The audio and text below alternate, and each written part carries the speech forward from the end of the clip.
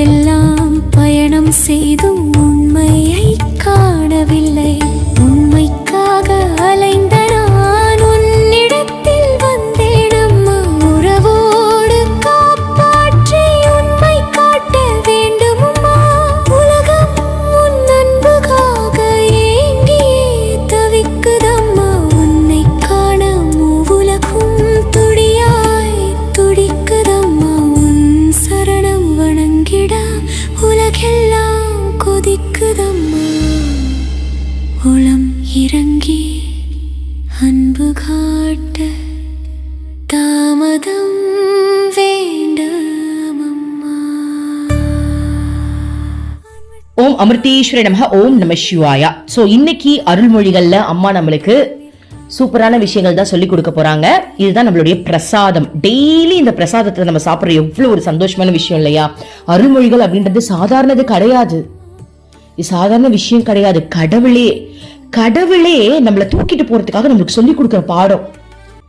So இதை விட பொக்கிஷம் வேற என்ன இருக்கு? இது எவ்வளவு ஒரு சுவையில ஒவ்வொரு நாளும் கடவுள் உங்களுக்கு சொல்லி தராங்கப்பா. அன்பு, உண்மையான அன்பு, உண்மையான கருணை, உண்மையான கருணையே ஒரு உருவத்துல ஒரு வடிவெடுத்து நம்ம பூமிக்கு அவதாரமா வந்து நம்ம அம்மா மூலமா நம்மளுக்கு எவ்வளவு விஷயங்கள் சொல்லி தராங்க பாருங்க. அம்மா வந்து நம்மளுடைய சத்குரு, இறைவனுடைய பரிபூரண அவதாரம். பரிபூரண அவதாரம் அப்படின்றது என்ன தெரியுமா? அதாவது உடல்லையே பிறந்து வளர்ந்து அதே உடலை வந்து எப்படி சொல்றது, ஜீவசமாதி அடைஞ்சு போறதுதான் பரிபூரண அவதாரம். ஓகேவா? இப்ப சில அவதாரம் எப்படி அப்படின்னா நடுவுல வருவாங்க அப்படியே போயிடுவாங்க.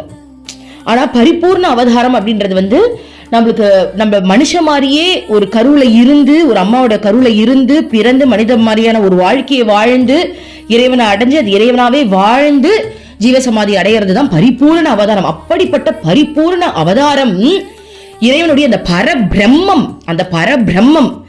அந்த பரபிரம்மே நமக்கு அம்மாவா, அந்த பரபிரம்மம் அம்மாவுடைய வடிவெடுத்து நம்மளுக்கு சொல்லி தராங்க அப்படின்னா இது எவ்வளவு பெரிய பிரசாதம் இல்லையா? ஓகேவா? சத்குருக்கள் நிறைய பேர் இருப்பாங்க, ஆனா நம்மளுக்கு யாருன்னு சரியா தெரியாது. இப்ப ரமண மகரிஷி, ஓகேவா, இவங்க சத்குருக்கள் தான். நிறைய லிஸ்ட் சொல்லிக்கிட்டே போலாம். யோகிராம் சரத்குமார்ல இருக்காரு இல்லையா, அவர்லாம் வந்து சத்குரு. அவர்ல வந்து இறைவனுடைய அவதாரம் தான். நிறைய பேர் இருக்காங்க, ஏன்னா கண்டிப்பா இருப்பாங்க. பட் எல்லாருமே இப்ப சிலர் வந்து இப்ப சாரதா அம்மாலாம் இருந்தாங்களா, வந்ததும் தெரியாது போனதும் தெரியாது. அவங்க போனதுக்கு அப்புறம் தான் ஓ சாரதா அம்மையார் இருந்தாங்க, ராமகிருஷ்ண பரமஹம்சர் இருந்தாங்கன்னு நிறைய பேருக்கு தெரியும்.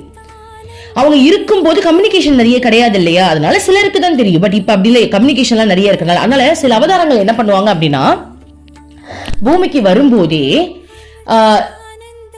தான் வந்து இருக்கிறது நிறைய பேருக்கு தெரியப்படுத்தணுமா, இல்ல வந்துட்டு பர்டிகுலர் பக்தர்களை மட்டும் நம்ம அனுபவிச்சுட்டு போறோமான்னு அவங்க தான் முடிவெடுப்பாங்களாம். ஓகேவா? அப்போ சாரதாமையார் வந்து வந்தாங்க, தன்னுடைய சீடர்கள் தன்னுடைய குழுக்கு மட்டும் அவங்க வந்து நிறைய விஷயங்கள் சொல்லி கொடுத்துட்டு அப்புறம் அவங்களுடைய சீடர் மூலமா தானே அவங்க இருந்ததே நமக்கு தெரியும். விவேகானந்தர் மூலமா தானே அவங்கள பத்தியே நம்மளுக்கு தெரியும். கரெக்ட் தானே? சோ அந்த மாதிரி வருவாங்களாம். அம்மா பாருங்க, அம்மா வரத்துக்கு முன்னாடி விவேகானந்தர் சொல்லிட்டாங்க சாரதாமையார் வந்து திரும்பவும் வந்து பூமியில வரப்போறாங்க. ஆனா இந்த வாட்டி முதல் மாதிரி கிடையாது, இந்த வாட்டி வேர்ல்டு லெவல் அம்மாவுக்கு வந்து எல்லா பக்தர்களையும் அரவணைக்க போறாங்க. சோ இந்த வாட்டி மிகப்பெரிய சாநித்தியத்தை வந்து இங்க வந்து கொடுக்க போறாங்க அப்படின்னு முன்னாடியே சொல்லியிருந்தாங்க. விவேகானந்தர் சொல்லிட்டு தான் போனாரு. ஸோ அவர் சொன்ன அந்த எப்படி எழுதிட்டு போன அந்த இதுவே நம்ம கிட்ட இருக்கு. ஸோ அதுக்கப்புறம் தான் நம்ம அம்மா வந்தாங்க. பாருங்க இன்னைக்கு சத்குருவா எப்படி இருக்காங்க பாத்தீங்களா? இது மாதிரி நிறைய சத்குருக்கள் இருக்கலாம், பட் நமக்கு வந்து அம்மாவை தான் தெரியும். ஓகே, ஸோ அம்மா அப்ப அந்த பரபிரம்மம் வந்து நம்மளுக்கு கொடுத்துக்கிட்டு இருக்காங்க டெய்லி இந்த பிரசாதம். எவ்வளவு பெரிய பிரசாதம் இல்லையா? சரி, இன்னைக்கு நம்ம என்ன பார்க்க போறோம்? நேத்து என்ன பார்த்தோம்? சீடன் பக்தன் ரெண்டு பேருக்கும் என்ன டிஃபரன்ஸ்னு பார்த்தோம். ரெண்டு பேருக்கும் சத்குரு வேணும்ன்றதை அம்மா சொல்லிட்டாங்க. ஓகே, ஸோ இன்னைக்கு நம்ம என்ன பார்க்க போறோம் அப்படின்னா, சோ ஒரு இதெல்லாம் கேட்டுட்டு இருந்த ஒரு மேல்நாட்டு சீடர் என்ன பண்றாரு அப்படின்னா அம்மா கிட்ட ஒரு கேள்வி கேட்கிறாங்க. அம்மா, குருவை பிடிச்சாதான் இறைவனை அடைய முடியும்னு சொல்றீங்க இல்லையா, அந்த குரு மேல பக்தி எப்படிமா நம்ம வந்து அதிகரிக்கிறது அப்படின்னு கேக்குறாங்க. சோ இது வந்து வெளிநாட்டுக்காரர் கேட்டதுனால அந்த வெளிநாட்டுக்காரருக்கு ரிலேட்டடா தான் அம்மா பதில் சொல்றாங்க. ஓகேவா? சோ வெளிநாட்டு சீடருடைய பாயிண்ட் ஆஃப் வியூல தான் அம்மா பதில் சொல்லியிருக்காங்க. அதை பார்த்துட்டு இதை நம்ம எப்படி எடுத்துக்கலாம் அப்படின்றத நம்ம பார்க்கலாம். சரியா? இப்ப பாருங்க, படிக்கிறேன். அங்கே ஒரு மேல்நாட்டு சீடர் இருந்தார். அம்மாவின் இந்த கருத்துக்களை மொழிபெயர்த்த பிறகு அவர்களில் ஒருவர் அம்மாவிடம், அம்மா, தன்னை நெறிப்படுத்திக் கொள்ள ஒருவன் குரு பக்தியை எப்படி தன்னிடம் வளர்த்து கொள்ள முடியும் என்று கேட்டார். அம்மா, அன்பு, பக்தி, அர்ப்பணிப்பு இவைகளெல்லாம் சீடரிடம் தானாகவே பொங்கி பெருகி வருகிறது. பாருங்க, சோ அன்பு முதல்ல ஒரு குரு மேல அன்பு வரணுமா. இப்ப நம்ம குரு மேல அம்மான்ற அன்பு நம்ம எல்லாருக்குமே இருக்கு, இருக்கா இல்லையா? அன்பு இருக்கு. அடுத்தது பக்தி, அந்த அன்பை அப்படியே வளர்க்கணும். ஓகேவா? அப்புறம் அது பக்தியும் வளர்க்கணும். பக்தின்றது என்ன தெரியுமா? அன்புன்றது நம்மளுக்கு எல்லார் மேலேயும் இருக்கக்கூடியது. ஆனா பக்தின்றது அந்த உயர் நிலையில வச்சு நம்ம அன்பு செலுத்துறது. புரியுதுங்களா? அன்பு அப்படின்றது நம்ம வீட்டு பாப்பா மேல கூட நம்மளுக்கு அன்பு இருக்கும், ஆனா அவங்க மேல பக்தி இருக்குமா? பக்தினா அவங்களை ஒரு உயர் நிலையில வச்சு நம்ம அன்பு செலுத்துறது. சோ பக்தி இருக்கணுமா, அன்பு இருக்கணுமா, அர்ப்பணிப்பு இருக்கணுமா. அர்ப்பணிப்பு அப்படின்னா என்ன தெரியுமா? உனக்கு எல்லாமே தெரியும், எனக்கு ஒண்ணுமே தெரியாது, சோ நீங்க என்ன சொன்னாலும் நான் கேட்கிறேன், அதுதான் அர்ப்பணிப்பு. சோ அன்பு, பக்தி, அர்ப்பணிப்பு இவையெல்லாம் சிலருக்கு தானாகவே வளர்கிறதாம். ஓகேவா? பொங்கி வளர்கிறது. சிலரிடம் மிக நிதானமாக கொஞ்சம் கொஞ்சமாக வளர்கிறது. இந்த வளர்ச்சி விரைவாக அவன் அடைய வேண்டும் என்றால் ஒருவன் சத்குருவின் நேரடி பார்வையின் கீழ், நேரடி வழிகாட்டுதலின் கீழ் வர வேண்டும். சோ அம்மா சொன்ன மாதிரி இந்த அன்பு, பக்தி, அர்ப்பணிப்பு இதெல்லாம் வரணும் அப்படின்னா அது சீடர்களுக்கு தான் சொல்றாங்க. ஓகேவா? அது வரணும் அப்படின்னா குருவோட நேர் பார்வையில இருந்து, குருவோட வழிகாட்டுதல்ல அவங்க இருந்தாங்க அப்படின்னா அவங்க சீக்கிரமா அந்த விஷயத்தை அடைவாங்கன்னு சொல்றாங்க. சோ இவர் என்ன கேள்வி கேட்டாரு? குரு மேல பக்தி எப்படி வரணும்? சோ குரு மேல பக்தி வரணும் அப்படின்னா முதல்ல நீ குருவோட வழிகாட்டுதல்ல, குருவின் கீழ் பார்வையில நீ இருக்கணும் அப்படின்றாங்க. அன்பு என்பது யாரோ ஒருவர் கற்றுக் கொடுக்கக்கூடிய ஒன்றோ அல்லது எங்கிருந்தோ கற்றுக்கொள்ளக்கூடிய ஒன்றோ அல்ல. சத்குருவின் முன்னிலையில் நம்மால் அதை உணர முடியும். என்ன சொல்றாங்கன்னா, அன்புன்றது யாராவது சொல்லி கொடுத்தா வரும்? யோசிச்சு பாருங்க. இப்போ சில பேர் பிடிக்காம கல்யாணம் பண்ணுவாங்க, கூட இருக்கிறவங்க எல்லாம் சொல்லுவாங்க, பாரு அவன் கிட்ட அன்பா இரு, அன்பை காட்டு. அது சொல்லிலாம் வராது. அந்த மாதிரி வழிகட்டாம வாழ்றவங்க எத்தனை பேர் இருக்காங்க, சொல்லி கொடுத்து அவன் மேல அன்பு செலுத்தினா அந்த மாதிரி வாழ வராது. அதெல்லாம் ஆட்டோமேட்டிக்கா வரணும். அதுதான் அம்மா சொல்றாங்க, அன்பு என்பது ஒருத்தவங்க சொல்லி வரதோ இல்ல நீ தேடி கண்டுபிடிச்சு வரதோ இல்ல. ஒரு சத்குருவுடைய நேர் பார்வையில இருக்கும் போது அதை நீ உணர முடியும்ன்றாங்க. இப்போ பிடிக்காம ஒருத்தவங்களை கல்யாணம் பண்ணிட்டாங்க, ஓகே, சோ நிறைய பேர் சொல்றாங்க இவன் மேல அன்பாயிரு, அன்பை காட்டுனா அப்ப அன்பு வராது. ஆனா அந்த கல்யாணம் பண்ண அந்த நபர் இருக்காரு இல்லையா, அவரு அன்பானவரா இருந்தா அந்த பொண்ணுக்கு ஆட்டோமேட்டிக்கா அன்பு வரும் இல்லையா? உண்மையான அன்பை கொடுத்தா வரும் இல்லையா? அததான் இங்க சொல்றாங்க. சோ குருவோட நேரடி பார்வையில ஒரு சீடன் இருக்கும் போது அவன் அன்பை உணர முடியும்ன்றாங்க. அப்ப அந்த குரு எப்பேற்பட்ட அன்பை வெளிக்காட்டுவாங்க? உண்மையான அன்பை வெளிக்காட்டும் போது தானே அந்த அன்பை உணர முடியும். சோ குரு மேல அன்பு சொல்லுன்னு, அன்பு செய்யி அப்படின்னு சொன்னா அது வராது. குரு மேல அன்பை காட்டுறதுக்கு நம்ம ஏதாவது சில விஷயங்கள் ட்ரை பண்ணாலும் வரும். ஆனா அது ஆட்டோமேட்டிக்கா உணரணும் அப்படின்னா அந்த குருவுடைய அன்பு தானே நம்மள உணர வைக்குது. சோ குரு கிட்ட இருந்து அது உணர முடியும்ன்றாங்க. அவரோடு நாம் வசிக்கும் போது நாள் செல்ல செல்ல அது வளரும். சோ குருவோட நம்ம வாழும் போது, அவர் கூடயே இப்ப அம்மாவோடய நம்ம வாழும் போது, இப்ப நம்ம அம்மாவோட வாழ்றோமா? நம்ம எல்லாரும் அம்மாவோட தான் வாழ்றோம். ஏன்னா நம்ம எல்லாம் டெய்லி அருள்மொழிகள் கேட்கிறோம். அப்ப அம்மா தான் நம்ம வழி நடத்துறாங்க. சோ நம்ம அம்மாவோட வாழ்றோம், மானசீகமா நம்ம வாழ்ந்துட்டு இருக்கோம்.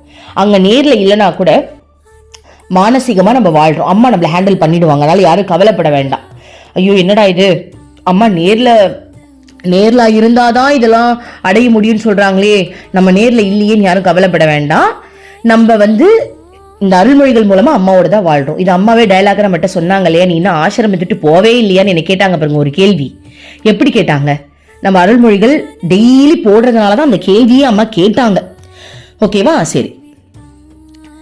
ஏனென்றால் அதாவது சத்குரு கிட்ட இருக்கும் போது அது வளரும்னு சொல்றாங்களே, அதுக்கு அம்மா சொல்றாங்க, ஏனென்றால் சத்குரு நமக்குள் அன்பு வளர்வதற்கு தேவையான சூழ்நிலைகளை உருவாக்குகிறார். ஓகேவா? சோ உனக்கு இப்ப அன்பு வளரணும் அப்படின்னா அந்த சூழ்நிலை உருவாகணும்ல, அதை அமைச்சு கொடுப்பாங்களாம். அதை சத்குரு அமைச்சு கொடுப்பாரா? எப்படி அமைச்சு கொடுப்பாங்க? ஏன்னா அவங்க தான் நம்ம வாழ்க்கையோட டைரக்டர். இப்போ நம்ம சத்குரு கிட்ட நம்மள ஒப்படைச்சிட்டோம். சத்குரு யாரு? கடவுள் தானே. கடவுள் நம்ம தலையெழுத்த மாத்தி எழுத தெரியாது அவருக்கு. அப்ப சத்குரு அந்த சூழ்நிலைய உருவாக்கி கொடுப்பாங்களாம். ஓகேவா? குருவால் உருவாக்கப்படும் இந்த சூழ்நிலைகள் மிகவும் அழகானவை, மறக்க முடியாதவை. இத்தகைய சூழ்நிலைகளையும் சந்தர்ப்பங்களையும் நம்முடைய வாழ்க்கையில் என்றுமே மறக்க முடியாது. விலை மதிப்புள்ளவர்களாக நாம் போற்றப்பட வேண்டும். அதாவது ஐயோ கிருஷ்ணா, வாயில வர மாட்டேங்குது. அதாவது நம்முடைய வாழ்க்கையில் என்றுமே மறக்க முடியாத விலை மதிப்புள்ளவர்களாக நாம் போற்றுவோம். அந்த அளவுக்கு அது பொக்கிஷமா இருக்குமா. ஓகேவா? இறைவன் குரு சத்குரு நமக்கு சூழ்நிலைகளை உருவாக்கி கொடுத்து நம்மளுக்கு அன்பை மலர வைப்பாங்களாம். அப்போ அப்படிப்பட்ட சூழ்நிலை எப்படிப்பட்டதா இருக்கும்னா மறக்க முடியாத ஒரு பொக்கிஷமான அழகானதா இருக்குமா. எக்ஸாம்பிள், இப்போ ஒரு மனுஷன் இருக்கான், அவனுக்கு தலையெழுத்துன்னு இருக்கு. தலையெழுத்து எப்படி வந்துச்சு? அவனுடைய கர்மா தான் தலையெழுத்து. ஓகே, அவனுக்கு ஒரு மோசமான சூழ்நிலைகள் இந்த உலகத்துல இருக்குன்னு அவனுக்கு இருக்கு தலையில. ஆனா அவனுக்கு தெரிஞ்சிருச்சு, ஆன்மீகத்தை பத்தி தெரிஞ்சிருச்சு. அவன் ஏதோ சில புண்ணிய காரியங்கள் செஞ்சிருக்கலாம். சோ குருவோட கருணையால குரு என்ன பண்றாங்க, இவன் தனியா வாழ்ந்தான் அப்படின்னா இவன் சிக்கி சின்ன பின்னமா ஆயிடணும் இந்த உலகத்துல. அதனால குருவோட கருணையை காட்டி ஆன்மீகத்தை பத்தி அவனுக்கு எப்படியாவது தெரிய வச்சிடுறாங்க. ஓகேவா? சோ அவனுக்கு ஆன்மீகம் தெரிஞ்சிருது. ஆன்மீகத்தை பத்தி தெரிஞ்ச உடனே அவன் என்ன பண்றான், ஒரு சத்குருவை போய் பிடிச்சிடுறான். ஓகேவா? சத்குருவை பிடிச்சதுக்கு அப்புறம் சத்குரு என்ன பண்றாங்கன்னா அவன் தலையெழுத்த மாத்தி, ஏன்னா சத்குருவால என்னவாலும் பண்ண முடியும், அவனுடைய தலையெழுத்த மாத்தி அவன் கர்மாவெல்லாம் மாத்தி அவனுக்கு புதுசான ஒரு சூழ்நிலையை உருவாக்குறாங்க பாருங்க. ஓகேவா? ஏன்னா இறைவனுடைய அந்த சத்குருவுடைய கருணையாலதான் நம்மளுக்கு சத்குருவே கிடைக்கிறாங்க. ஓகேவா? அப்போ அவனுடைய தலையெழுத்துல மோசமான தலையெழுத்து இருக்குன்னு வச்சுப்போம். ஆனா சத்குரு என்ன பண்றாங்கன்னா, வாடா என் செல்லமேன்னு கூப்பிட்டு அவனுக்கு சூழ்நிலைகளை உருவாக்கி கொடுத்து அந்த கர்மாவெல்லாம் எடுத்துட்டு தலையெழுத்தையே மாத்தி விட்டு அன்பை கத்துக்கக்கூடிய பாடமா எடுக்க ஆரம்பிப்பாங்க. சோ அந்த சூழ்நிலைகள்ல அன்பு அப்படின்ற ஒரு விஷயத்த ஆழமா கத்துக்கிறான் அப்படின்னா அதுல சில அடிகளும் இருக்கலாம், சில சந்தோஷமும் இருக்கலாம். சூழ்நிலைகள் உருவாக்குறாங்கன்னு சொல்றாங்க இல்லையா, அது எப்படிப்பட்ட சூழ்நிலையா இருக்கலாம்? ஓகே, இப்ப எக்ஸாம்பிள் பாத்தீங்க அப்படின்னா, இப்ப கிருஷ்ணருடைய லீலைகள் நம்ம நிறைய பார்த்துப்போம். அதெல்லாம் அவர் கிரியேட் பண்ணது. தன்னுடைய பக்தர்களுக்கு ருசியை கொடுக்கறதுக்கு அடிச்சும் ருசியை கொடுத்திருக்காரு, அரவணைச்சும் ருசியை கொடுத்திருக்காரு. குசேலர் எடுத்துக்கோங்க, ஸ்டார்டிங் அவர் எல்லாருமே அடிக்கிற மாதிரி இருக்கும், ஆனா அரவணைச்சிருப்பார். அந்த சூழ்நிலையை அவர் தான் உருவாக்கி கொடுத்து அந்த ருசியை கொடுத்திருப்பார்.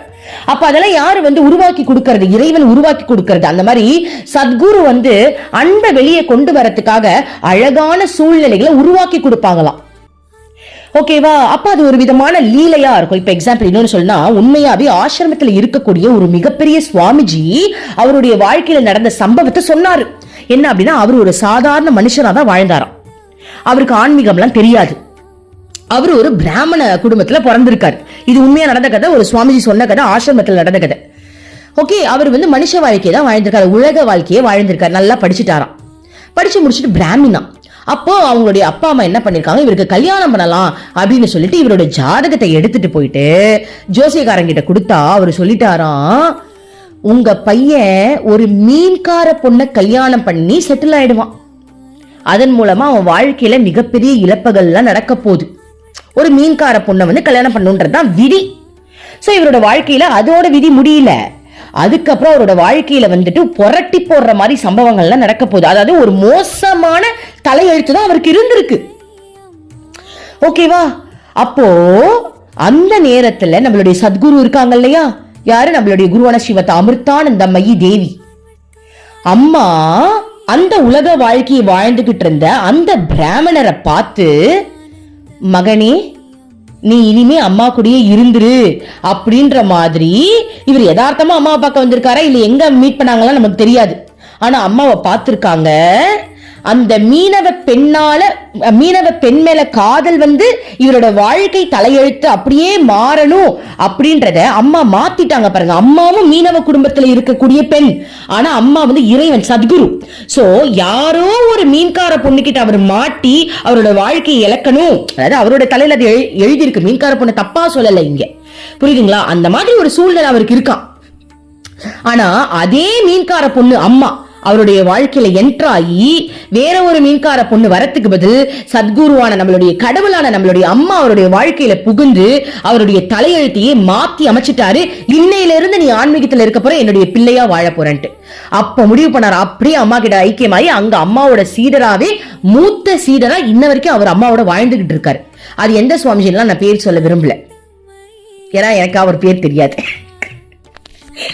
ஓகே, இது உண்மையே நடந்த சம்பவமா? ஓகேவா? அப்போ ஒரு சராசரி மனுஷனா வாழக்கூடிய ஒரு மனிதனை குரு என்ன பண்றாங்க, கருணையோட, ஏன்னா அவங்களாம் அங்க அடி, அதாவது அவங்கன்னு சொல்லடா, ஆக்சுவலி நம்ம மனுஷன் வந்து அடி வாங்கணும், கர்மா அவ்வளவு செஞ்சிருக்கோம், நம்ம பல பிறவைகள் எடுத்து அடி வாங்கணும். ஆனா குரு என்ன பண்றாங்கன்னா கருணையாலதான் நம்மளை கொண்டு, கருணையை காட்டிதான் நம்மளை வந்து கூப்பிட்டுக்கிறாங்களே தவிர்த்து நம்ம அந்த அளவுக்கு நல்லவங்களான்னு கேட்டா அது எனக்கு தெரியாது. புரியுதுங்களா? சத்குரு கிடைக்கிறதுக்கு ஒரு புண்ணியம் வேணும்ன்றாங்கல்ல, புண்ணியத்தை தாண்டி அவங்களுடைய கருணை தான் அதுல அதிகமா இருக்கு.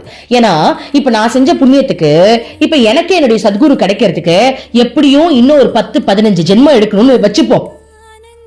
ஆனா என் குரு என்ன பண்றாங்க, ஐயோ இவளுடைய தலையெழுத்தின்படி இவளை வந்து நம்ம குருவா வந்து இவளை கொண்டுட்டு போனோம் அப்படின்னா இன்னும் ஒரு 15 ஜென்மம் இவ எடுத்தாகணும். ஆனா குழந்தை பாவம் தாங்காது. ஐயோ 15 ஜென்மத்துல என்னென்னமோ அடி வாங்குறாளே, ஷிஷோ அவளை அதை பார்த்தாலே எனக்கே வருத்தமா இருக்கு, வேண்டாம் அவள் நம்ம பிள்ளை, அதனால நம்ம என்ன பண்ணுவோம், 15 ஜென்மெல்லாம் எடுக்க வேண்டாம், இந்த பிறவிலேயே அவன் நம்ம பிடிச்சிடலாம்னு சொல்லிட்டு என் கருமாவை கழிக்கிறதுக்கு அவங்களுடைய கருணையை காட்டி தான் என்ன தீட்சை வாங்கவே வச்சிருக்காங்க.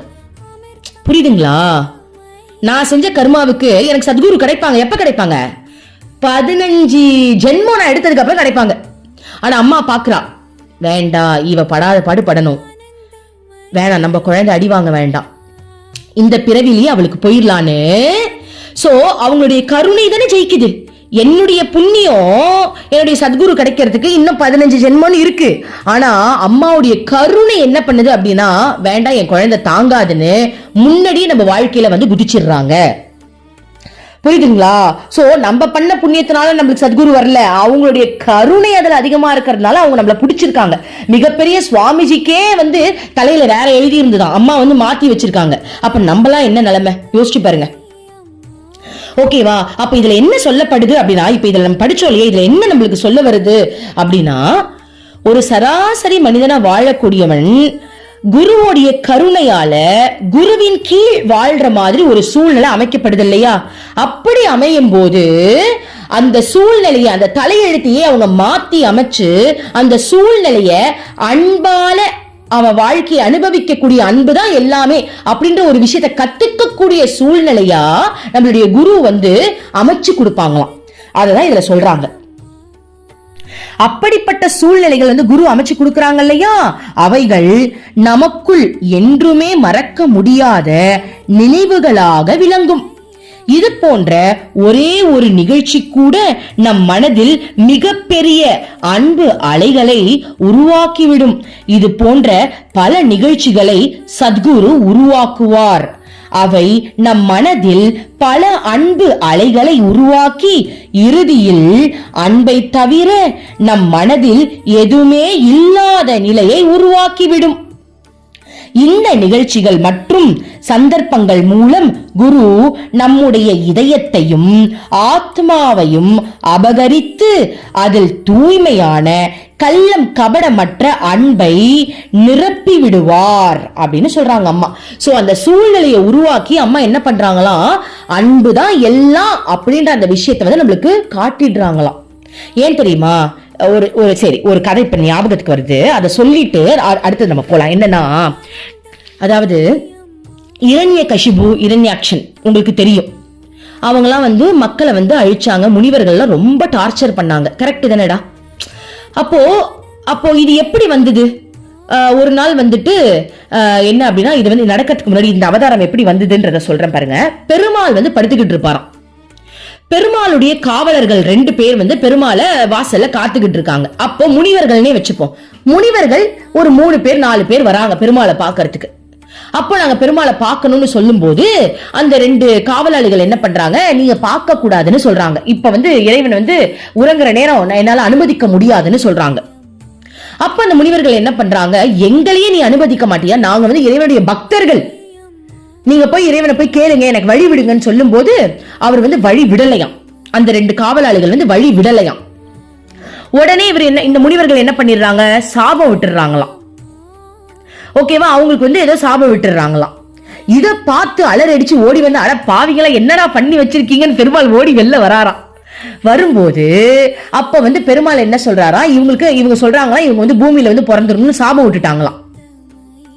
அப்போ பெருமாள் வந்து இவருக்கு நிவர்த்தனம் கொடுக்கணும் இல்லையா, அது என்ன சொல்வாங்க, இதுக்கு விமோச்சனம் இல்லையா அப்படின்னு கேட்கும் போது பெருமாள் என்ன பண்றாரா, பெருமாள் கிட்ட வந்து இந்த முனிவர்கள் வந்து நீங்களே இதுக்கு வந்து ஒரு சொல்யூஷன் சொல்லிடுங்க, நீங்களே வந்து இதுக்கு ஒரு இது கொடுத்துருங்க அப்படின்னு சொல்றாங்க.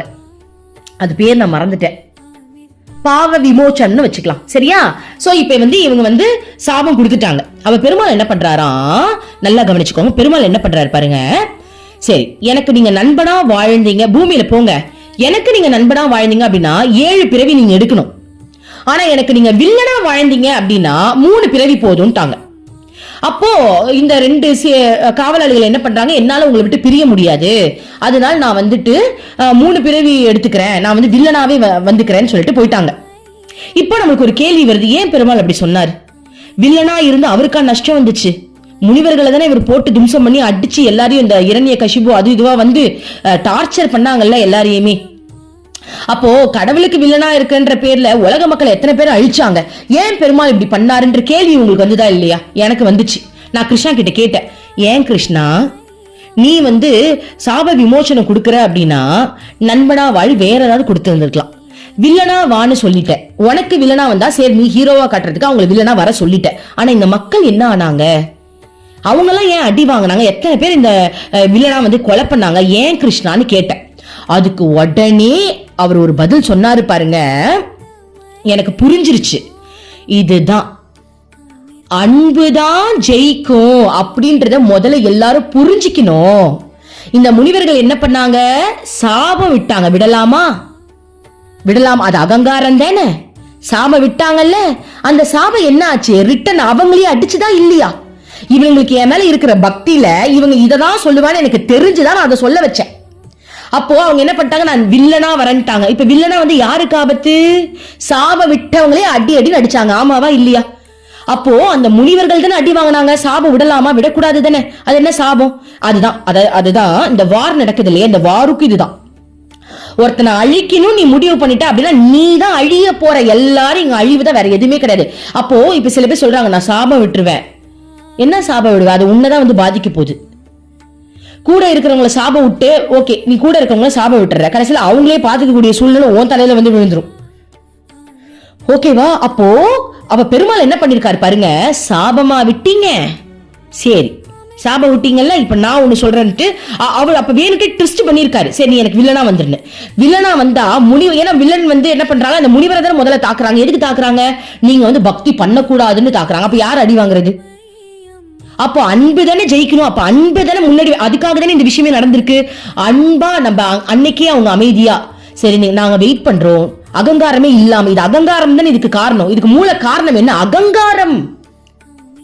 அந்த அகங்காரம் மட்டும் அங்க இல்ல அப்படின்னா, பணிவு இருந்திருந்ததுன்னா சரி நாங்க வெயிட் பண்றோம், இறைவன் வந்து நீங்க இறைவன் கிட்ட போய் சொல்லுங்க, அவர் எப்ப வந்தாலும் நாங்க பாக்குறோம் அப்படின்னு பணிவோடு நடந்திருந்தா, அந்த நேரத்தில் இறைவன் ஒரு டெஸ்ட் வைக்கிறாரு. இல்ல என்ன பார்க்கவே முடியாதுன்னு அவங்க கிட்ட போய் சொல்லு. அப்போ இந்த 2 காவலாளிகள் வந்து முனிவர்கள் கிட்ட இல்ல இறைவன் உங்களை பார்க்க மாட்டாரு. அப்பையும் இதை நம்ம என்ன நினைக்கணும், கடவுளை டெஸ்ட் தான் நினைக்கணும். அந்த நேரத்துல அகங்காரத்தோட பார்க்க முடியாதா அப்படின்லாம் கேட்க கூடாது. இறைவன் நம்மளுக்கு டெஸ்ட் வைக்கிறாங்க போல, பரவாயில்ல என்ன டெஸ்ட் வச்சாலும் பரவாயில்லன்னு, பெருமாள் என்ன டெஸ்ட் வச்சாலும் பரவாயில்ல உங்களை பார்க்காம நான் போக மாட்டேன்னு உறுதியோட அமைதியோட தன்னடக்கத்தோட, தன்னடக்கம் ரொம்ப முக்கியம். ஓகேவா? தன்னடக்கத்தோட அமைதியா இருந்திருந்தாங்கன்னா இரண்ய கசிபு இரண்யாட்சன் ஒரு ஜீவன் வந்திருக்காது. அப்ப அதுல இருந்து நம்ம என்ன கத்துக்கிட்டோம், அன்பு தானே கத்துக்கிட்டோம். அப்படிப்பட்ட அன்புதான் எல்லாம், அன்பு இல்லாம இங்க வேற இருந்ததுன்னா அழிவுதான் அப்படின்னு எல்லாமே அன்புன்ற ஒரு விஷயத்தை கத்துக்கிறதுக்கான சூழ்நிலைகளை சத்குரு உருவாக்கி கொடுப்பாங்கன்னு சொல்றாங்க. அப்போ நம்மளுடைய அகங்காரத்தை பொறுத்து அந்த சூழ்நிலை அம்மா ஒரு சூழ்நிலை கிரியேட் பண்றாங்க நமக்கு. ஒரு சத்குரு நம்மளுடைய அகங்காரத்தை பொறுத்து தான் நமக்கான சூழ்நிலை நமக்கு அப்படியே அலேக்க வாழைப்பழத்துல ஊசி சொருகிற மாதிரி சொருகி அன்பை சொல்லி கொடுக்க போறாங்களா, இல்ல இரண்யகசிபு மாதிரி ஒருத்தனை அடிய வெளுத்து வெளுத்து அடிக்க விட்டு அன்பை சொல்லித்தர போறாங்களா அப்படின்றது நம்மளுடைய அகங்காரத்தின் கையில தான் இருக்கு. இப்ப அம்மா ஒரு சூழ்நிலையை உருவாக்கி கொடுத்து அன்புன்றது என்னன்னு சொல்லி கொடுத்துருவாங்கன்னு சொல்றாங்க இல்லையா. அந்த சூழ்நிலை எப்படி இருக்க போகுது, எப்படி அமைய போகுது, அந்த சூழ்நிலை எப்படி அமைய போகுது அப்படின்னா உன்னுடைய அகங்காரத்தை பொறுத்து தான் அமைய போகுது. ஏன்னா இதே மாதிரி ஒரு சூழ்நிலை ஆசிரமத்திலேயே அம்மா உருவாக்குனாங்க. ஓகேவா? சோ அப்ப நான் கண்ணால பார்த்தேன் ஒருத்தவங்க ஒரு பொண்ணை திட்டும் போது எனக்கு ஒரு விஷயம் புரிஞ்சிருச்சு. அகங்காரம் இங்க ஜெயிக்க கூடாது. தன்னடக்கம் இருந்தது அப்படின்னா அம்மாவே இறங்கி அங்க சொல்யூஷன் கொடுத்திருப்பா. ஆனா இவங்களுக்கு அகங்காரம் நீயா நானான்ற போட்டி போடும் போது இறைவன் வேடிக்கை தான் பாக்குறாங்க. அங்க சொல்யூஷனே கிடைக்க மாட்டேங்குது, அகங்காரம் தான் தலை ஓங்கி நிக்குதுன்றதை நான் புரிஞ்சுக்கிட்டேன். அப்ப சத்குரு சூழ்நிலையை எங்க வேணாலும் உருவாக்குறாங்க நான் தெரிஞ்சுக்கிட்டேன். அப்ப நான் தெரிஞ்சுக்கிட்டேன், ஐயோ அம்மா எனக்கு அகங்காரத்தை மட்டும் எடுத்துருமா, நம்ம பணிவாவே இருந்துக்கிறோமா, அம்மா என்ன தோத்துறக்கூடாதுமா. நான் வேண்டிக்கிட்டேன் அம்மா கிட்ட, அம்மா அந்த பொண்ணோட சூழ்நிலையில நான் இருந்திருந்தா கூட அகங்காரமா தான் நடந்திருப்பேன். ஏன்னா அவங்க அப்படிதான் கேள்வி கேட்டாங்க. அப்ப அகங்காரம் வந்திருக்கும், அம்மா எனக்கு அகங்காரமே வேணாமா, பணிவு அம்மா எனக்கு பணிவு கொடுத்துருங்கம்மா. நான் கெஞ்சினேன். ஏன்னா நான் பணிவை இங்க இருந்து நானே கத்துக்கிட்டேன் அப்படின்னா எனக்கான சூழ்நிலை வாழைப்பழத்துல ஊசி சொருகிற மாதிரி அம்மா அழகான சூழ்நிலையை உருவாக்கி அன்புடா என்னன்னு சொல்லி கொடுத்துருவா. ஏன்னா நான் தான் கத்துக்க ரெடியா இருக்கனே. அப்ப எனக்கு உருவாக்குற சூழ்நிலை எப்படிப்பட்ட சூழ்நிலையா இருக்கும் அப்படின்னா அழகான சூழ்நிலையா இருக்கும். கடவுளை லவ் பண்ணிக்கிட்டே அன்புனா என்னன்னு கத்துக்கலாம். அதனாலதான் அம்மா கிருஷ்ணாவை தூக்கி கொடுத்துருக்காங்க. ஓகேவா? ஆனா நான் அகங்காரத்துக்கு அதிகமான இம்பார்ட்டன்ஸ் கொடுத்தேன் அப்படின்னா குரு என்ன பண்ணுவாங்க தெரியுமா? வா இரண்யகசிபு மாதிரி ஒருத்தன் அனுப்பி யாருக்கு சாபம் விட்ட, யாருக்கு விட்ட, அவளதானே நீ ரிவெஞ்ச் எடுத்தியா, இப்ப அவ மூலமாவும் நீ வச்சு செய்யற பாருன்னு செய்வாங்க.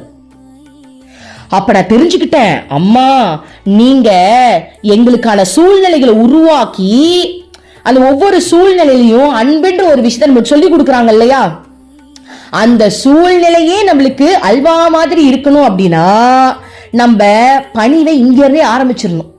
அம்மா பணிவாவே இருக்கும்மா, ப்ளீஸ்மா அம்மா பணிவை எனக்கு அடிக்கடி எனக்கு சொல்லி கொடுத்துருமா அப்படின்னு நம்ம இங்கேயே பிரார்த்தனை பண்ணிட்டோம் அப்படின்னா நம்மளுடைய சூழ்நிலைகள் ரொம்ப அழகா அமைஞ்சிடும். இல்லைன்னா வெளுத்து கட்டுவாங்க. ஓகேவா? சரி, அடுத்தது படிப்போம். சோ இப்ப அம்மா சொல்றாங்க அந்த சூழ்நிலைகள் உருவாக்குறாங்க இல்லையா, அதை பத்தி சொல்றாங்க. ஆனால் ஒருவர் எந்த அளவுக்கு இதை பெற தீவிரமாக இருக்கிறாரோ அந்த அவசரத்தை பொறுத்தே இந்த அனுபவங்கள் கிடைக்கும். சோ யாரு தீவிரமா இருக்கிறாங்க, அதாவது நான் எப்படியாவது இதை கத்துக்கணும், நான் அன்பை அடைஞ்சிடணும், இறைவனை அடைஞ்சிடணும் யாரு தீவிரமா இருக்காங்களோ அவங்களுக்கு அந்த அவசரத்தை பொறுத்துதான் அம்மா டக்கு டக்குன்னு அந்த பாடத்தை எடுக்கவே தொடங்குவாங்களாம். ஓகேவா? ஒருவர் இந்த அவசரத்தை தேவையை உணர வேண்டும். மிக அவசர தேவையை யாராலும் ஒதுக்கி தள்ளிவிட முடியாது. அதை நிறைவேற்றுவதற்கு நாம் எதையும் செய்ய முயல வேண்டும். அவசர தேவை நிறைவேற்றப்படவில்லை என்றால் நம்மால் அமைதியாக ஓய்வெடுக்க முடியாது. ஆனால் பெரும்பாலானவர்கள் கடவுளிடம் பக்தியுடன் வாழ வேண்டிய அவசரத்தை தேவையை உணர்வது கிடையாது.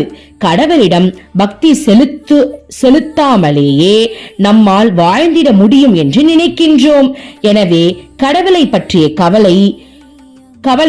பற்றிய கவலை கொள்ளாமல் உலகத்தை நம்பி வாழ்கின்றோம். சோ அம்மா என்ன சொல்றாங்க, இப்போ தீவிரமா யார் இருக்காங்களோ அவங்களுக்கு தான் அம்மா அதிகமான சூழ்நிலைகளை உருவாக்கி கொடுத்து டக்கு டக்கு டக்குன்னு மேல தூக்கிடுவாங்களாம். ஆனா தீவிரம் இல்லாதவங்களுக்கு அம்மா ஒண்ணுமே பண்ண முடியாதுன்றாங்க. புரியுதுங்களா? இப்ப நான் அம்மா கிட்ட ஓப்பனா சொல்லிட்டேன், அம்மா இந்த பிறவிலேயே என்ன கிருஷ்ணனுடைய ராதையாவே மாத்திடுன்னு. ராதைனா சும்மா கிடையாது, எனக்கு தெரியும் செம்ம அடி விழும். எனக்கு தெரிஞ்சுதான் நான் அதை கேட்டேன். என்ன அடி விழும்? எனக்கு அவ்வளவு அகங்காரம் இருக்கு, அவ்வளவு ஆணவம் இருக்கு, பணிவு இல்ல. இத்தனை நாள் நான் எவ்வளவு வாசனைகளோட வாழ்ந்திருக்கேன். வாசனைகள்னா என்னெல்லாம் அனுபவிச்சு வாழ்ந்திருக்கேன். யாராவது என்ன திட்டாங்கன்னா எனக்கு அப்படியே எமோஷனல் ஃபீல் ஆகுது. எவ்வளவு விஷயம் இருக்கு தெரியுமா? ராதையாவது சும்மா கிடையாது, கடவுளாவதுன்னு கேட்டு வச்சிருக்கேன், அம்மா கிட்ட கேட்டிருக்கேன். அப்போ அந்த அப்ப நான் கேட்டுட்டேன், நான் எவ்வளவு தீவிரமா இருக்கேன்றத பொறுத்துதான் அம்மா என்ன அடுத்து அந்த அந்த சூழ்நிலையை உருவாக்கி நம்மள அந்த நிலைக்கு உயர்த்துவாங்க. ராதைனா யாரு? அன்புதான் ராதை, அன்பின் ஸ்வரூபம் தான் ராதை. ராதைன்னு நான் கேட்டேன், ஆத்ம அனுபூதியும் அந்த ராதை தான். அந்த ஆத்ம அனுபூதியை தான் நான் ராதைன்னு கேட்டு வச்சிருக்கேன், அவ்வளவுதான் டிஃபரெண்ட். புரியுதுங்களா? அப்போ எனக்கு அந்த தீவிரம் இருக்கா? அப்ப அம்மா பாருங்க என்ன மாசம் எப்படியாவது வர வச்சிடுறா. எனக்கு ஒவ்வொரு நாளும் ஒவ்வொரு ட்விஸ்ட கொடுத்து ஆசிரமத்திலே உட்கார்ந்து வெளுக்கிறா. இன்னும் பெருசாலாம் வெளுக்க ஆரம்பிக்கல, லைட்டா தான் வெளுத்துக்கிட்டு இருக்கா.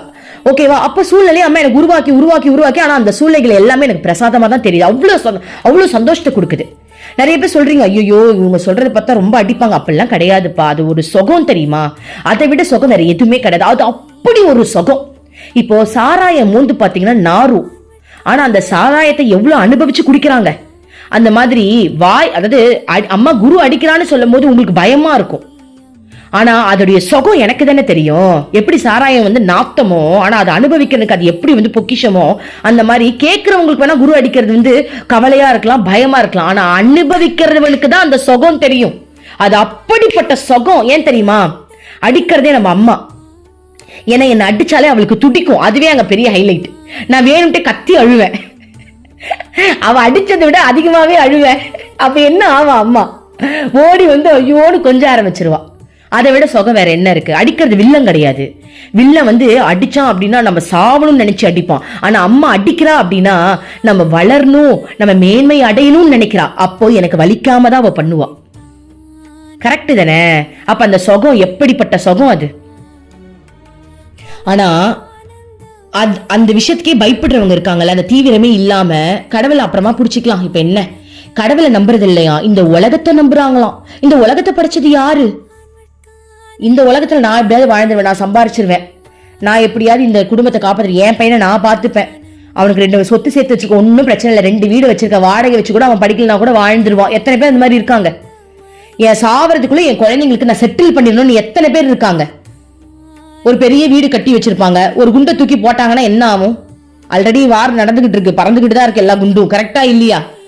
ஒண்ணுமே இல்லை, எல்லாமே முடிஞ்சது. அப்பதான் தெரியும் கடவுளை தான் நம்பணும்ட்டு. இப்ப புரியுதா உலகத்துக்கு?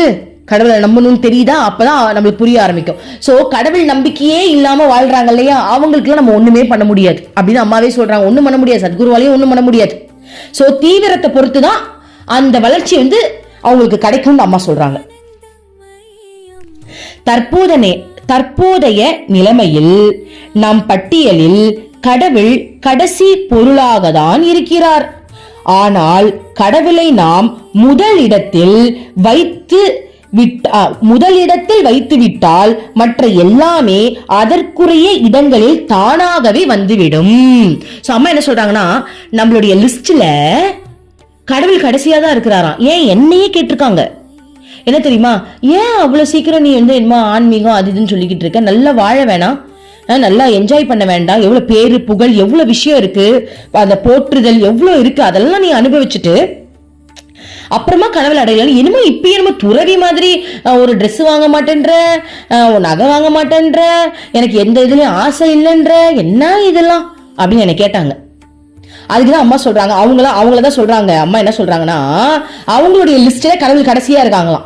ஆனா யாரு கடவுளை முதல் லிஸ்ட்ல வைக்கிறாங்களோ அவங்களுக்கு தானா சேருன்றாங்க. ஏன்னா அவங்க காந்த சக்தி, கடவுள் தான் வேணும்னு யார் ஒத்த கால நிக்கிறாங்களோ அவங்களுக்கு எல்லாமே தானா சேருன்றாங்க. உனக்கு என்ன வேணும்? உனக்கு நகை வேணுமா? உனக்கு சரி என்னது காசு வேணுமா? ஆரோக்கியம் வேணுமா? உன் குடும்பத்துல கஷ்டம் தீரணுமா? உன் பசங்க நல்லா படிக்கணுமா? ஓகே, உனக்கு என்ன வேணும்? அது எல்லாம் தானா சேரும்னு அம்மா சொல்றா. நீ கடவுளை பிடிச்ச அப்படின்னா அது எல்லாமே தானா சேரும்னு அம்மா சொல்றா. இதுக்கு மேல என்ன வேணும்? ஓகே, அடுத்தது, ஒரு முறை கடவுளை நம் வாழ்க்கையில் சொந்தமாக்கி கொண்டு விட்டால் பிறகு உலகம் நம் பின்னால் ஓடி வரும். கடவுளை மட்டும் நீ உன் சொந்தமா வச்சுக்கிட்டேன்னு வச்சுக்கோ, இந்த உலகமே உன் பின்னாடியாம். ஆனால் உலகத்திற்கு முதலிடம் கொடுத்து விட்டால் கடவுள் நம் பின்னால் வரமாட்டார். ஆனா அதை விட்டுட்டு நீ இந்த உலகத்துக்கு இம்பார்ட்டன்ஸ் கொடுத்தேன்னு வச்சுக்கோ, பேரு புகழ் பதவி சொத்து அந்த நான் என்ற தன்மை அந்த அகங்காரம் இதுக்கெல்லாம் நீ அதிகமா, இதுதான் உலகம். இந்த மாதிரி உலகத்துக்கு நீ முதலிடம் கொடுத்துட்ட அப்படின்னா கடவுள் உன் பின்னாடி வரவே மாட்டாராம். நாம் உலகத்தை அணைத்துக் கொண்டால் கடவுள் நம்மை அணைத்துக் கொள்ள மாட்டார். கடவுளை நம் வாழ்க்கையில் பெறுவது ஆரம்பத்தில் போராட்டமாக இருக்கும். ஆனால் நாம் போராடி வென்று கடவுளை நம் வாழ்வின் முதற் பொருளாக அமைத்துக் கொண்டு விட்டால் அது நம்மை என்றும் அழியாத ஆனந்தத்திற்கும் மகிழ்ச்சிக்கும் அழைத்து செல்லும். புரியுதுங்களா? ஸ்டார்டிங்ல கடவுளை தான் வேணும் அப்படின்னு நினைச்சு அவர் அடையிறது கஷ்டம் தானா. ஆனா ஒன்ஸ் நீ அவர் தான் வேணும்னு உறுதி எடுத்துட்ட அப்படின்னா உன் வாழ்க்கையே சொர்க்கமா மகிழ்ச்சி நிறைந்த ஆனந்தமா மாறிடும் அம்மா சொல்றாங்க. ஒரு தடவை நான் ஆசிரமத்துக்கு போகும்போது இன்னைக்கு காலையில பாருங்க அந்த விஷயம் எனக்கு ஞாபகம் வந்தது. அததான் அம்மா இதுல சொல்லியிருக்காங்க. என்ன தெரியுமா சொல்றாங்க? கிருஷ்ணா பத்தி நான் கேக்குறேன். அதுக்கு அம்மா சொல்றா, கிருஷ்ணா எங்க இங்க இருக்கான், அவன் வாண்ட தானே இருக்கான் அப்படின்னாங்க. பாருங்களேன், அவன் வாங்கிட்ட தானே இருக்கான், என்கிட்ட இருக்கான், நம்ம ஒத்துக்கிட்டாங்க. எவ்வளவு பெரிய விஷயம் இல்லை என் செல்லம். ஓகே, அப்ப கிருஷ்ணா இருக்காரு அப்படின்னா அப்ப இதுல வரது ஓகே ஆயிடுச்சு தானே. இதுல சொல்றாங்க, என்ன சொல்றாங்க, கடவுளை நீ புடிச்சிட்ட அப்படின்னா ஆனந்தம் மகிழ்ச்சி அப்படிப்பட்ட ஒரு சந்தோஷத்துக்கு நீ போயிடுவ. ஆமா, என் வீட்டுல என்ன பிரச்சனை இருந்தாலும் எனக்கு தெரியவே மாட்டேங்குது, அது ஃபீலிங்ஸும் வர மாட்டேங்குது, ஜாலியா இருக்குப்பா, என்ன வாழ்க்கடா இது, வாவ் அப்படி இருக்கு, அப்படி சந்தோஷம். அதாவது எனக்கு ஆக்சுவலி நேரம் பத்தவே மாட்டேங்குது. நிறைய பேர் சொல்லுவாங்க டைம் இல்ல, எனக்கே ஆக்சுவலி டைம் இல்லை. என்ன டைம் இல்லை தெரியுமா? 24 மணி நேரம் எனக்கு பத்த மாட்டேங்குது. கடவுளை நினைக்கிறதுக்கு பத்த மாட்டேங்குதுன்ற அதுக்குள்ள நைட் ஆயிடுச்சா? என்ன கிருஷ்ணா இப்பதானடா உன் கூட வாழ்க்கையை ஆரம்பிச்சேன், அதுக்குள்ள நைட் ஆயிடுச்சா? சரி கொஞ்ச நேரம் வா, அதுக்குள்ள தூக்கம் வேற வந்துருது. திரும்ப காலையில பத்தவே மாட்டேங்குது கிருஷ்ணா. ஒரு 48 மணி நேரம் வச்சிருக்கலாம் கிருஷ்ணா ஒரு நாளைக்கு. அவ்வளவு ஆசையா இருக்கு. இறைவனை நினைக்கிறது, அவரோட வாழ்றது எனக்கு பத்தலப்பா. உண்மையா சொல்றேன், எனக்கே கில்ட் ஃபீல் ஆகுதுன்னா அதுக்குள்ள ஒரு நாள் முடிஞ்சிருச்சு. ஐயோ, ஒரு நாள்ல எத்தனை மணி நேரம் வேஸ்ட் பண்ண வேற தெரியல என்ற அளவுக்கு என் மைண்ட் யோசிக்குது. ஓகே, அடுத்தது அப்போது அதாவது கடவுளை நம்ம பிடிச்சிட்டோம் அப்படின்னா அப்போது எல்லா விதமான போராட்டங்களும் முடிந்துவிடும். உலகத்தை தழுவிக்கொள்வது என்பது மிகவும் சுலபமானது. ஆரம்பத்தில் எல்லாம் நன்றாக மென்மையாக நடக்கும். ஆனால் இது கடைசியில் எப்போதுமே தீராத துன்பத்தில் துயரத்திலும் போய் முடியும். சோ ஸ்டார்டிங் இந்த உலக வாழ்க்கையில இருக்கிறவங்களுக்கு சொல்றாங்க, ஸ்டார்டிங் எல்லாம் ஜாலியா இருக்கிற மாதிரி தான் இருக்குமா, ஆனா ஏமாந்து போயிடாதீங்க செல்லங்களா. கடவுள் இல்லாம இந்த உலக ஆசையில வாழ்ந்து இந்த உலகத்துக்காகவே வாழ்ந்தீங்க அப்படின்னா நல்லா இருக்கிற மாதிரி இருக்கும், ஆனா ரொம்ப கஷ்டம்ன்றாங்க. இந்த இரண்டில் ஏதாவது ஒன்றை தேர்ந்தெடுத்துக் கொள்ளும் சுதந்திரம் நமக்கு உண்டு. சோ இது ரெண்டுத்துல ஏதாவது நீ தேர்ந்தெடுக்கலாம். கடவுள் வேணுமா, உலக வாழ்க்கை வேணுமா, உன் விருப்பம் தான். நாங்க சொல்ல வேண்டியது சொல்லிட்டோம், உன் விருப்பம், அவ்வளவுதான். பாருங்களேன், அதாவது உலகத்துல வார் நடந்துகிட்டு இருக்கு. நான் நியூஸ்ல அப்பப்ப பாக்குறேன். நான் நியூஸ் பார்க்கவே மாட்டேன், ஆனா என்னமோ தெரியல அம்மா என்னை பார்க்க வைக்கிறாங்க. அப்பப்ப லைட்டா பாத்துக்கிட்டேன். ஆனா எனக்கு எப்படி இருக்கு அப்படின்னா கடவுள்கிட்ட பிரார்த்தனை பண்றேன், அவ்வளவுதான். ஓகே, இப்போ அம்மா ஆசிரமத்துக்கு நான் போய் பார்க்கும்போது யாருக்குமே இந்த மாதிரி வார் இருக்குன்னே தெரியல. அவ்வளவு சந்தோஷமா சிரிச்சு சிரிச்சு சிரிச்சு சந்தோஷமா பேசிக்கிட்டு இருக்காங்க. இதே மாதிரிதான் சுனாமி வந்த டைம்ல அம்மாவுடைய ஆசிரமத்துல சுனாமி வரல. இத்தனைக்கும் அம்மாவுடைய ஆசிரமம் கடலுக்கு நடுவுல இருக்கு. கிராமத்துக்குள்ள வந்த தண்ணி அத்தனை வீடு அழிஞ்சுதான். ஆனா ஆசிரமத்துக்குள்ள வந்தது சும்மா கால் அப்படி நினைக்கிற அளவுக்கு தான் வந்துச்சு, தவிர்த்து முழுகிற அளவுக்கு வரல. இத்தனைக்கும் அம்மா ஆசிரமம் தான் பக்கத்திலேயே இருக்கு. ஏன்னா அம்மா சொல்லிட்டாங்களா, என் குழந்தைங்க இருக்கிற இடம் நீங்க வராதன்னு சொன்னாங்களாம். சுனாமிய சொன்னாங்களாம். அலை வரவே இல்லையா, வந்த அலைலாம் அப்படியே ரிட்டர்ன் போயிடுச்சான். ஏன்? கடவுளோட கண்ட்ரோல்ல இருக்கோம் நம்ம. இது சத்தியமா நடந்த உண்மைப்பா, நம்ம என்ன சும்மாவா சொல்றோம்? ஓகேவா? ஏன் நம்ம கடவுளோட கண்ட்ரோல்ல இருக்கோம். இதே மாதிரிதான் ஒரு பொண்ணு, அம்மாவோட டிவோட்டி, ஒரு பெரிய நெருப்பு தீ, அவங்க ஃபாரின்ல இருக்காங்க, காட்டு தீ தெரியும் இல்லையா, அடிக்கடி வரும் இல்லையா, வந்துருச்சான், வீட்டுக்கு வந்துருச்சான். இவங்க சாவ போறாங்களாம், அந்த அளவுக்கு ஃபயர் மாதிரி தீ வந்தது. அம்மானு கத்துனாங்களாம். அம்மாக்கு இங்க ஆரத்தி எடுத்துக்கிட்டு இருந்தாங்க. டக்குனு அம்மா தலையை திருப்பினாங்களாம். என்னம்மா எல்லாரும் கேட்டாங்களாம். அதுக்கப்புறம் அம்மா ஒண்ணு இல்லைன்னு சொல்லிட்டாங்க போட்டுருக்கு. அதுக்கப்புறம் தான் தெரியுது, அம்மா ஒரு பார்வை பார்த்தோன்னே வந்த தீ அப்படியே ஃபிராக்ஷன் ஆஃப் செகண்ட்ல ரிட்டர்ன் போயிடுச்சான். பாருங்களேன், அந்த பொண்ணை நோக்கி வந்த தீ எப்படி வளைஞ்சதுன்னே தெரியலையாம். இதே மாதிரிதான்ப்பா என் வீட்டுல ஒரு மிகப்பெரிய பாம்பு, செம்ம பெருசு, சும்மாலாம் சொல்ல, என் கை தடி இருந்துச்சு. ஓகேவா? ஏன்னா அது கவனிக்கவே இல்லை. என் வீட்டு வாசல்ல இருக்கு, நான் பைக்ல வந்துகிட்டு இருக்கேன், வீட்டு வாசல் நிறுத்தலான்னு ஃபாஸ்டா வந்துட்டு இருக்க பாம்பு. நான் அதை பார்த்து அம்மான்னு கத்துன பாருங்க, அம்மான்னு கத்துன உடனே அந்த பாம்பு நான் கத்துன கத்துக்கு அது என்கிட்ட வந்திருக்கணும், அது என் மேல பாஞ்சிருக்கணும். ஆனா ஒரு செகண்ட்ல பாருங்க அது வேற டைவர், அதாவது அது இருக்கிற விதத்துல நான் கத்துனதுக்கு அது என் மேலதான் அது ஓடிச்சு அப்படின்னா என்கிட்ட தான் வரணும். ஆனா அது என்கிட்ட ஓடாம அப்படியே டேர்ன் ஆகி போச்சு பாருங்களேன். அப்பதான் தெரிஞ்சது அம்மா தான் என்ன காப்பாத்தி இருக்கான்னு. அது என் மேல பாஞ்ச என்ன ஆயிருக்கு என் நிலைமை யோசிச்சு பாருங்க. 2 குழந்தைங்களை வேற வச்சுக்கிட்டு வந்திருக்க பைக்ல. அப்போ நான் கத்துன கத்துக்கு அம்மா அந்த செகண்ட் அவளை அந்த பாம்பை திருப்பிடுச்சு. நான் உடனே வீட்டுக்குள்ள அம்மாட்ட சொன்னேன், அம்மா பாவமா அந்த பாம்பு, நான் கத்துன அது மரண பீதியில ஓடிடுச்சுமா அப்படின்னு நான் சொன்னேன். உண்மையாக அதுவும் உன் குழந்தை தானே, பாவமா அதுக்கு உடம்புலாம் நடுங்கி இருக்கும், அது கொஞ்சம் தடவி கொடுத்து சமாதானப்படுத்திடுமான்னு சொன்னேன். ஏன்னா நான் நடுங்கல, அதுதான் பெருசா. நான் அதை பார்த்து நான் நடுங்கி, என்ன பார்த்து அது நடுங்கி. அப்போ நான் எதுக்காக இதெல்லாம் சொல்றேன் அப்படின்னா, எப்பேற்பட்ட சூழ்நிலையா இருந்தாலும் நம்மள கடவுள் அப்படி காப்பாத்துறாங்க பாருங்களேன். இன்னைக்கு வாரன்ற ஒரு விஷயமே தெரியாத அளவுக்கு எல்லாரும் கடவுளுடைய ஆனந்தத்துல முழுகி அப்படி ஒரு சந்தோஷ பேரின்ப நிலையில இருக்கிறாங்க. ஆனா உலக மக்கள், உலக வாழ்க்கையை வாழ்றவங்களுக்கு இது எவ்வளவு பெரிய மரண பயம் தெரியுமா? அங்க உழுறது எங்க திருமணம் நமக்கு தெரியாது, என்ன வேணாலும் நடக்கலாம். அம்மா சொல்லுவாங்க, ஒரு அபார்ட்மெண்ட்ல கீழ் பிளாட்ல ஃபயர் பத்திக்கிச்சான். மேல இருக்கிறவங்கள கூப்பிட்டா, எனக்கு அதை பத்தி கவலை கிடையாது, உங்களுக்கு தானே பத்துச்சு, எனக்கு என்ன ஆச்சு அப்படின்னு சொன்னானா. ஆனா அவனுக்கு தெரியாதா என்ன, இது பத்துச்சுன்னா first second flat, third, fourth, ஃபிஃப்த்னு கடைசியில் ஓன்ட்டதான் சேர போகுது. அந்த மாதிரி எங்கேயோ வார் நடக்கலப்பா, அது எப்ப நம்ம பக்கம் திரும்பினே நமக்கு தெரியாது. ஆனா கடவுள், அப்போ அவங்களாம் பயந்து பயந்து சாவணும். ஆனா கடவுள் கூட வாழ்றவங்க யாரெல்லாம் கடவுளோட வாழ்றீங்க சொல்லுங்க? நான் சத்தியமா கடவுளோட தான் வாழ்றேன். நம்ம எதுக்குமே கவலைப்பட வேண்டாம். நம்மள தூக்கி ஓடி போயிட்டே இருப்பாங்க. இதே மாதிரிதான் நிலச்சரிவு வந்துச்சான். ஒரு யானை அந்த நில சரிஞ்சதுல, காட்டு யானைங்க தானே, ஓடி ஒரு மனுஷனை மிரிக்க வந்துச்சான். அந்த நேரத்துல அம்மானு கத்துனாராம். மிரிக்க வந்த யானை என்ன நினைச்சதே தெரியல, காலை தூக்கிட்டு திரும்பி திரும்பி போயிடுச்சான். அந்த டிவோட்டி சொல்றாங்க, உண்மையா நடந்த கதை இது. ஓகேவா? கேரளால நடந்துச்சு இல்லையா நிலச்சரிவு, அங்க. அப்ப கடவுள் நம்மளை எப்படிலாம் காப்பாத்துறாருல.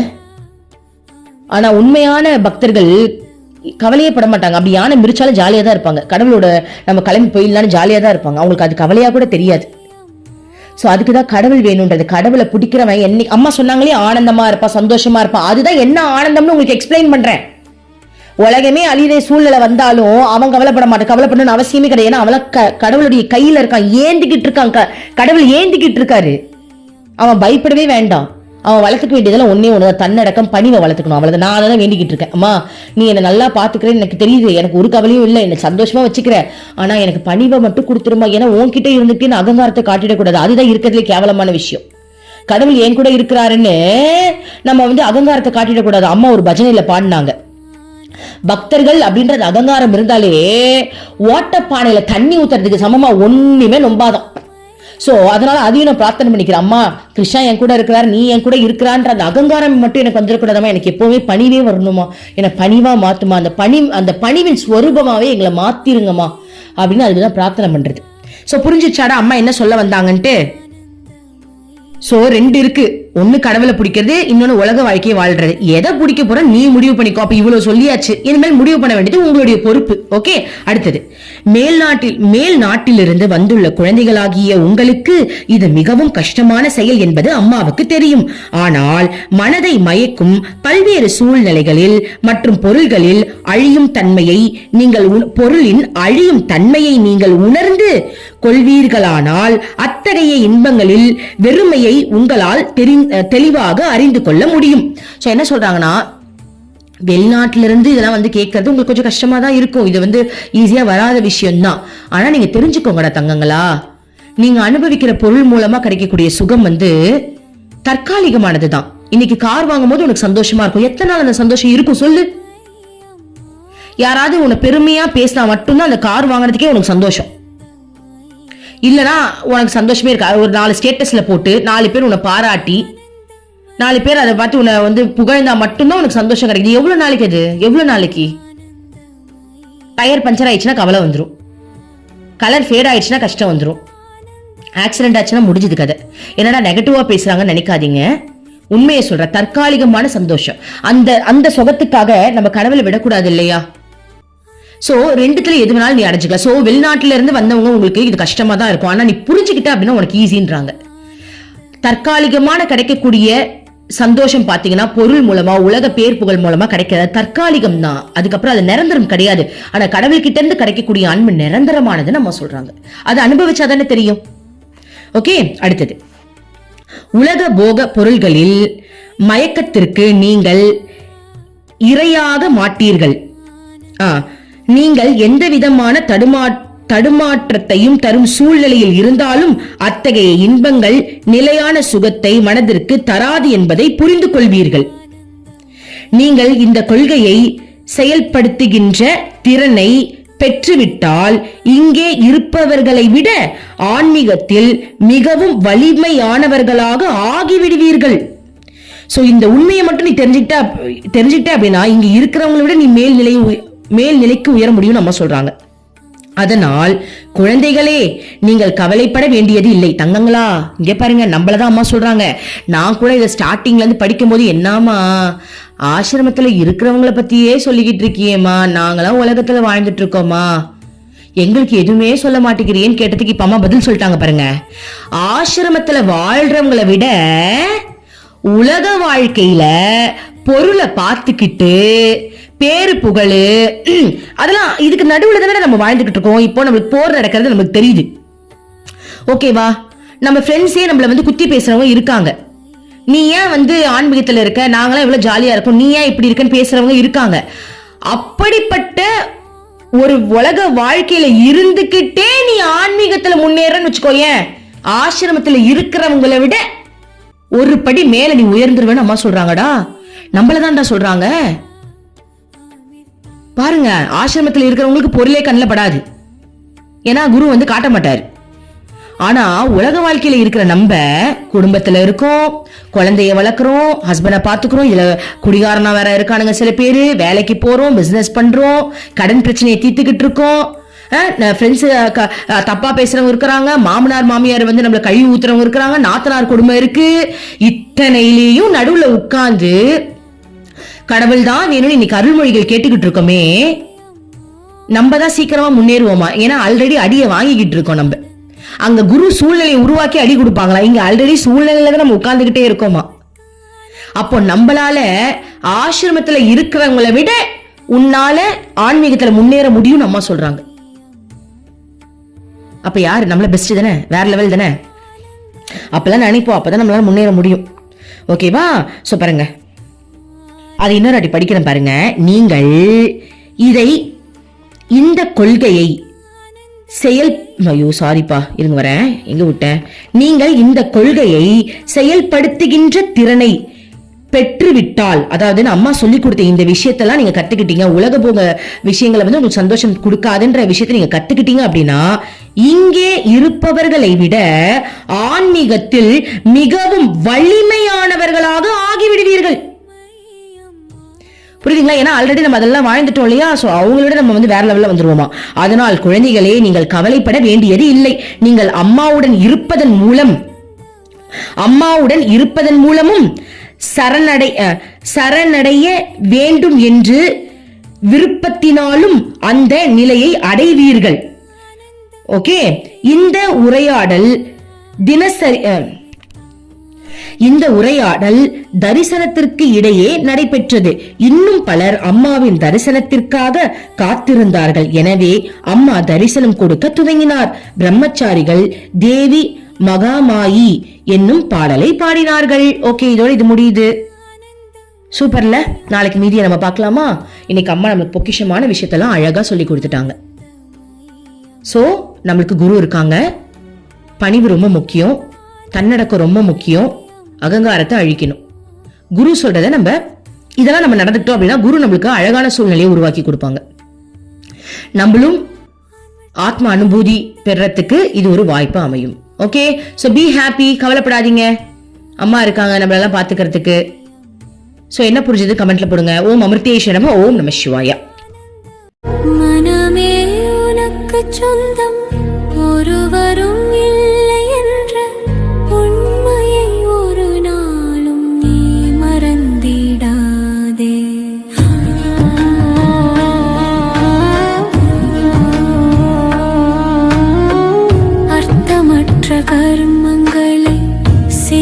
கொண்டே சம்சாரத்தில் பயனின்றி நீயும் வீணாய் அலைகின்றாயே. காயமது மாயமதனை சவம் என்று உணர்ந்து கொண்டு சத்தியத்தை அறிந்திட நாம் வழி தேடுவோம். நிலையில்லா உலகினை நிஜமென்று எண்ணிடாதே, மெய்ப்பொருளாம் அந்த சக்தி என்றும்